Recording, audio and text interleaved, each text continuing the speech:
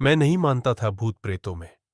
मेरे लिए सब किस्से कहानियां थीं, किताबों में बंद पुराने लोगों की कल्पनाएं।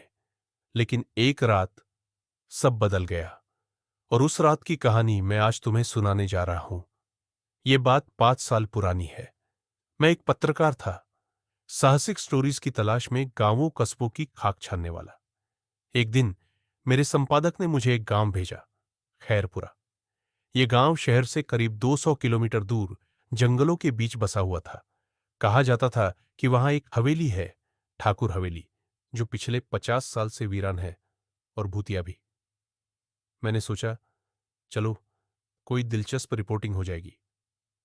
मेरे कैमरे और रिकॉर्डर के साथ मैं निकल पड़ा, अकेला।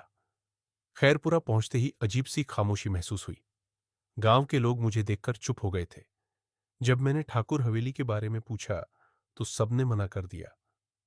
उधर मत जाना साहब। जो गया वो लौटा नहीं। पर मैं जिद्दी था। शाम होते ही टॉर्च लेकर मैं हवेली की ओर निकल पड़ा। हवेली सचमुच डरावनी थी। दरवाजे सड़े हुए, खिड़कियां टूटी हुई, और दीवारों पर काई जमी थी।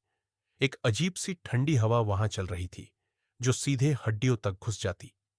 मैंने कैमरा ऑन किया। यह है खैरपुरा की ठाकुर हवेली, जहां आज तक कोई नहीं जाता।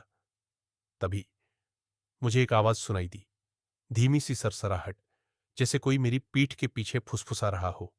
मैं मुड़ा। कोई नहीं था। हवेली के अंदर एक टूटी हुई सीढ़ी नीचे तहखाने में जा रही थी। कहानी के मुताबिक वही ठाकुर की बेटी को जिंदा दफनाया गया था, क्योंकि उसने एक नीची जाति के लड़के से प्यार कर लिया था। कहते हैं ठाकुर ने अपनी इज्जत बचाने के लिए उसे उसी हवेली में मार डाला, और तब से उसकी आत्मा वहीं भटक रही है। मैंने कैमरा आगे किया और नीचे उतरने लगा। तहखाना अंधेरा, दमघोटू और गाढ़े सन्नाटे से भरा था। तभी मुझे एक हल्की सी रोशनी दिखी, और उसमें एक आकृति। सफेद साड़ी, बिखरे बाल और नजरें झुकी हुई। मैं जड़ हो गया। "क- कौन हो तुम?" मैंने पूछा। उसने धीरे धीरे सिर उठाया। उसकी आंखें खून जैसी लाल थीं, और उसके चेहरे पर एक कटी हुई मुस्कान थी, जैसे वो जिंदा होकर भी मर चुकी हो।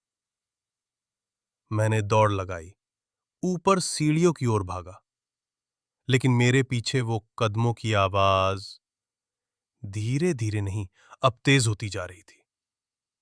दरवाजा खींचा, बंद। मैंने जोर लगाया, धक्का मारा, कुछ नहीं हुआ। और फिर वो आ गई। उसने मेरी गर्दन पकड़ी और धीरे धीरे कुछ बुदबुदाने लगी। तू भी धोखेबाज है, तू भी गया उसी के पास, अब तू भी मरेगा। मेरी आंखों के सामने अंधेरा छाने लगा। अगली सुबह गांव वालों ने मुझे हवेली के बाहर बेसुध पड़ा पाया। मेरा कैमरा टूटा हुआ था, रिकॉर्डर गायब। मैं जिंदा तो था, पर बोल नहीं पा रहा था। 1 सप्ताह अस्पताल में रहा। जब होश आया तब सिर्फ एक बात बोल पाया, वो अभी भी वहीं है। कुछ दिनों बाद मेरा कैमरा किसी तरह से रिपेयर हुआ। सिर्फ एक क्लिप मिली, धुंधली, टूटी फूटी, पर आवाज साफ थी। ये है खेरपुरा की ठाकुर हवेली, जहां आज तक कोई नहीं जाता। फिर कुछ सेकंड के बाद कैमरे में खुद ब खुद किसी और की आवाज गूंजी, अब आया है, अब जाएगा नहीं।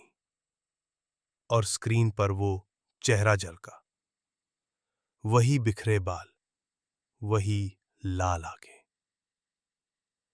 मैं आज भी पत्रकार हूं, पर अब मैं सिर्फ सच दिखाता हूं। सच जो डरावना हो सकता है, पर जिससे सीख मिलती है। भूत हैं या नहीं मैं नहीं कह सकता, पर कुछ दर्द ऐसे होते हैं जो मौत से भी पार चले जाते हैं। और जब वो लौटते हैं तो सिर्फ सन्नाटा नहीं लाते, वापसी लाते हैं, बदला लेने की।